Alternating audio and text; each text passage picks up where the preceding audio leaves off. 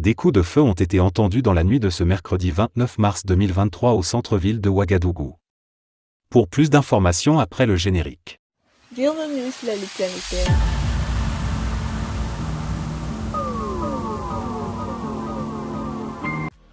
Mais tout d'abord, avant de commencer, n'oubliez pas de vous abonner et activer la cloche de notification, car cela vous permettra de ne plus manquer les prochaines vidéos.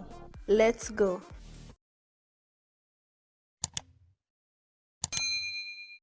Les tirs entendus dans le centre-ville de Ouagadougou sont des tirs de sommation qui visaient à alerter un usager imprudent, à rassurer l'état-major général des armées, dès les minutes qui ont suivi. Les populations sont invitées à garder leur calme et à vaquer paisiblement à leurs occupations, a ajouté l'armée burkinabé. Malgré tout, plusieurs personnes se sont retrouvées cette nuit notamment au rond-point des Nations Unies de la capitale pour manifester, scandent-elles, leur soutien aux autorités de la transition, en particulier au président capitaine Ibrahim Traoré. Le Burkina Faso est-il en train de perdre tous ses repères?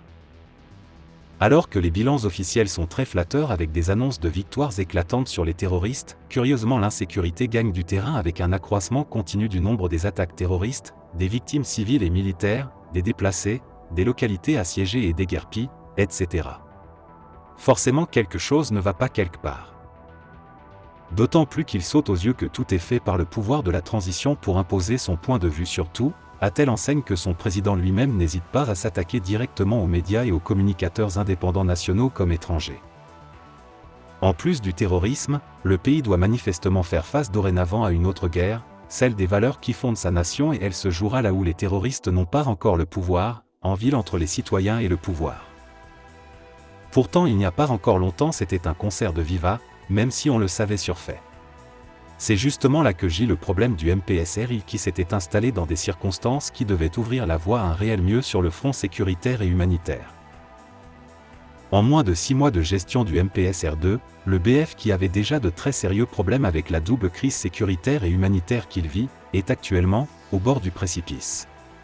En plus des terroristes qui endeuillent chaque jour, de la crise humanitaire qui s'enracine et des aléas d'une situation économique désastreuse qui hypothèque son avenir parce que mal conduite, le pays des hommes intègre est la proie d'une gestion catastrophique sur fond de déni du désastre sécuritaire, de propagande populiste et mensongère, de discours haineux et de mépris de la vie et des valeurs humaines.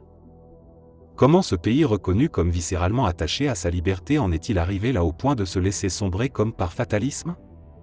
Comment peut-il rester comme indifférent devant la destruction des valeurs qui fondent son histoire? Comment les Burkinabés connus pour leur humanisme sont-ils devenus si indifférents face à leur propre sort au point de transformer leur résilience en résignation?